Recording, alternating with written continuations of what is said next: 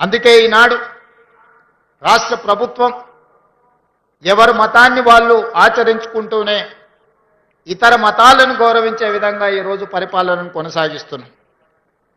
నాకు నచ్చిన మతాన్ని నేను ఆచరించవచ్చు, అదే సమయంలో ఇతర మతాలను గౌరవించే వాతావరణాన్ని రాష్ట్రంలో తీసుకొచ్చినాం. మత ప్రాతిపదికన ఎవరైనా దాడులు చేయాలన్న ఆలోచన చేసినా, అనుకోని చెదురుమదుర సంఘటనలు ఏవైనా జరిగినా ప్రభుత్వం కఠినంగా అణిచివేసింది. అట్లాంటి వాళ్ళ పట్ల అప్రమత్తంగా ఈరోజు మా ప్రభుత్వం వ్యవహరిస్తున్నది.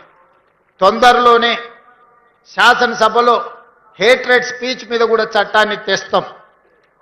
ఇతర మతాలను కించపరిచే విధంగా ఎవరైనా మాట్లాడితే చట్ట పరిధిలో వాళ్ళని శిక్షించడానికి అవసరమైన చట్టాన్ని ఈ మధ్య కాలంలోనే కర్ణాటక రాష్ట్రంలో కాంగ్రెస్ పార్టీ శాసనసభలో ప్రవేశపెట్టి ఇతర మతాలను కించపరిచే విధంగా, ఇతర మతస్థులను తక్కువ చేసే విధంగా మాట్లాడితే శిక్షించే విధంగా చట్టాన్ని సవరించిండ్రు.